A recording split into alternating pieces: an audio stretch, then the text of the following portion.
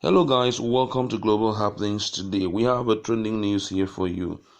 And the headline reads, is Obasanjo campaigning for El-Rufai for 2023 presidency or covering his own tracks? See details. Before we go on with details of this news, we'd like to encourage you to please subscribe to the channel by clicking on the red subscribe button and also on the bell icon so that you can get notification anytime we publish our videos on YouTube. Alright, let's look at the news in detail. Former President Olusegun Obasanjo said on Wednesday that Kaduna remained a melting point of all the ethnic groups in Nigeria. Obasanjo, who was in the state on a private visit to Governor Nasser El-Rufai, also held the pan-Nigerian character of the governor's cabinet. The former president described himself as a son of the soil, having lived in Kaduna from 1959 to 1967 and built his first house at Mekera area of the town. Obasanjo was quoted by Ibrahim Musa, the Special Assistant Media and Publicity to El-Rufai, to have said that he was at Mogadishu Battalion in Kaduna between 1959 and 1967, adding that his visit to Kaduna was like a homecoming. The former president said that the battalion was the first to be Nigerianized, and it had soldiers from all over the country. He expressed delight that El-Rufai has recreated Kaduna of old because his state executive council reflects a mini Nigeria. He said, having worked with El-Rufai as FCT minister, the governor remained one of the best persons to work with, describing him as a near genius. The former president went down memory lane by recalling El-Rufai's part with the Senate, maintaining that the former FCT minister was asked to apologize, but he refused to write a letter of apology to the Senate. Obasanjo said, "We need a character like this, a man that you know where you stand with him. Any job given to him will be well done. I made women to matter in my government. He has done the same in Kaduna. He is a good learner." The governor said Obasanjo remained a mentor, noting that he learned many public service skills from the former president when he served in his government as a minister. El-Rufai then thanked the former president for finding time to come to Kaduna to see things for himself. And everybody's just wondering what he actually went to Kaduna to see. And that is one question that is yet to receive any answer. We are between two premonitions now, or two issues now.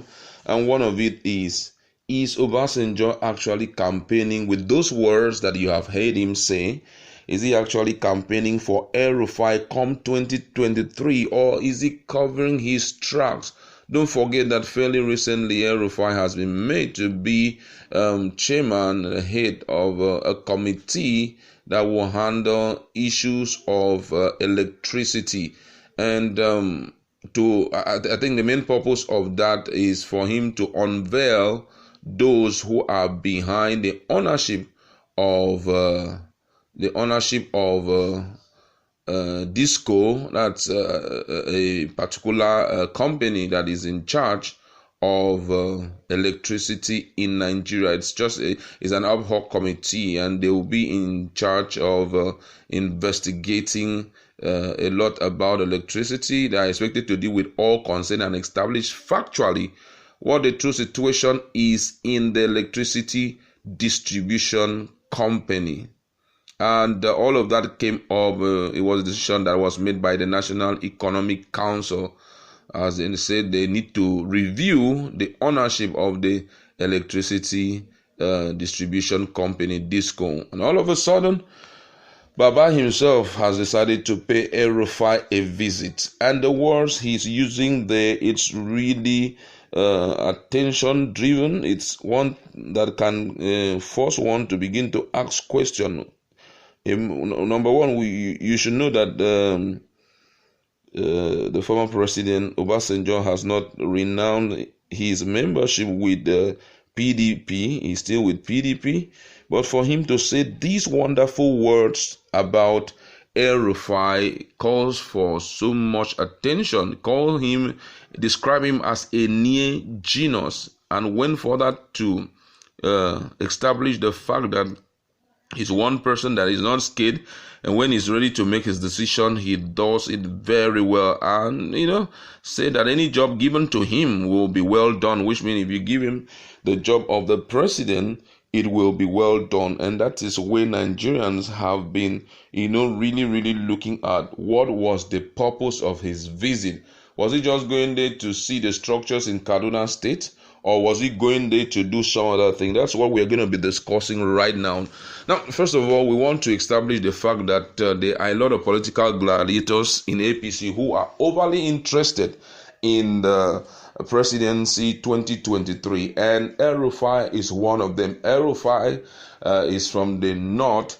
And then there's another person from the south, which is Asiwaju Bola Tinubu. Bola Tinubu has never been in the good books of Obasanjo. And just imagine if today Bola Tinubu becomes the president of Nigeria, what will be the fate of Obasanjo? Just imagine. I'm just imagining. Don't forget that the activity in this place in Lagos State was almost being crippled when during the period of the reign of Obasanjo as the president, when he stopped giving them funding from the federation account. Bola Tinubu, with his own smartness, had to do things, and Lagos was still working. So if Bola now takes over that position, one of the things about politics is that you need to preempt, you need to look into the future.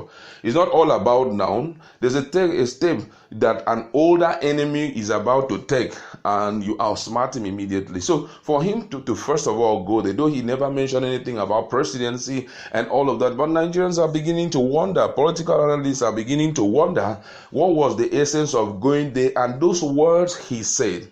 Some are believing that there may be possible plan of alliance between Obasanjo and El-Rufai. At least, maybe, who knows, maybe if Obasanjo has a plan of fronting one person who will work alongside with El-Rufai so that at least they can kick out Bola Tinubu. Don't forget that Bola Tinubu has so much influence in the south right now. That's southwest, has so much influence. People respect him, and some believe that he has paid his due in APC, and giving him the position of a presidency will not be a bad deal. But there are a lot of people that who have stepped on him, and most of them will be very scared if he takes up such position. And El-Rufai here is also clamoring for that same seat. So there are a lot of fears right now, but then one cannot fully establish the reason for the visit. But the question is, why did he have to call him a good man? El-Rufai, before now, if you go to the administration of El-Rufai when he was working as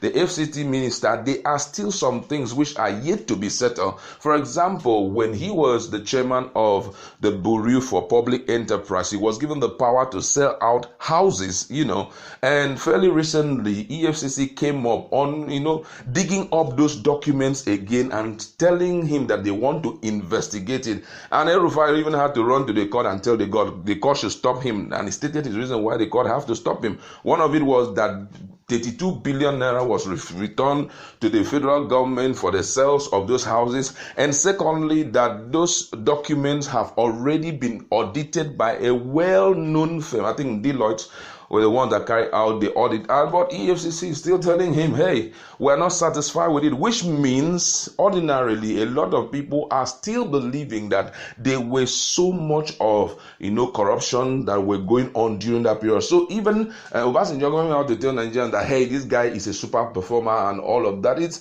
and calls him a good man, casting our minds back at those things that had happened that time. How can one really ascertain how good this guy is when he has risen up to, fight the EFCC and tell them, stop investigating me, I don't need any investigation, though he had debunked it. But going to court was an indication that you wanted the court to stop EFCC from investigating you. So Baba is not that good, it's not that good. But, Oga Baba went there and said he is a good man, he's a smart dude, he's a nice. Is it really towards 2023, or is still about the electricity distribution company ownership, just trying to make sure that if he's one of those people, Oga, he's trying to tell him, El-Rufai, as you're about getting into investigation of this stuff, know how you're unveiling things before things too will be unveiled about you, but then they play it on the grounds of politics just to make sure that they don't go south with each other. These are some of the things that we just believe that in future, as our predictions are going on, we will be able to tell if his visit was actually for politics, or it was just for the new appointment given to El-Rufai. My colleague have something to say. Well, I believe that there's no smoke without fire. It's not very usual that you get to see Baba visiting people at corridor of power. Yes, of a very different power, a very different party. For him to visit, and he even goes about giving accolances. It speaks. He's a man of immense experience. So I feel either something is chasing Obasanjo, or Obasanjo is chasing something. Now let's look at this critically. Let's start with the statement Obasanjo said. Obasanjo said that El-Rufai is a man of courage. Is a man that even his administration looks like mini Nigeria. That's a strong mini Nigeria. That's a very strong statement. That's a credit that is awesome in this dispensation. That clearly means that he's seen El-Rufai as one whose cabinet is very functional. It is whose cabinet has everything you can look at that is favorable, who is not probably tribalistic and all that. That's a good one. If an old man, a kingmaker endorses you, that's more like an endorsement. And like my colleague rightly said, though both of them are from Southwest, Obasanjo, Olusegun Obasanjo, and Bola Ahmed Tinubu, but these two Southwesterners don't see eye to eye. So it's like a case of between the devil and the deep blue sea. I'd rather take the devil and leave the deep blue sea here. So I feel that if El-Rufai's campaign is out, El-Rufai flag campaign for 2023 is out, that of Tinubu also is out. So obviously both of them are vying for the same position in the same party. So it's like as if Obasanjo is putting his weight behind El-Rufai, and if that happens, that means again the West may divide their vote, because I may likely see Obasanjo, gunning for El-Rufai to be probably he's trying to give him also a person that will be a running mate for him as vice president. Who knows? This is just we are just foreseeing it. Then if it's not on the grounds of politics, that is on the grounds of covering tracks. Don't forget that during the time when Obasanjo was the president of Nigeria, Lea Moke then was, I think, the minister then of power. From that time up till he left, a lot of allegations and counter allegations came out where they said after the time he left, power was so much monies were disbursed for power to make Nigeria a state, a country where there should be 24 hours of light, but instead it became worse. When investigations were taken in, they now started discovering that so much monies were expended and yet nothing to show. But somehow along the line, because we're talking about the ex-president here, a 3-time president, one as a military person and twice as a civilian. So you can just imagine. So somehow it was swept under the feet as usual. And so we do not know, since being that he is also, El-Rufai has been called upon to head a committee on such.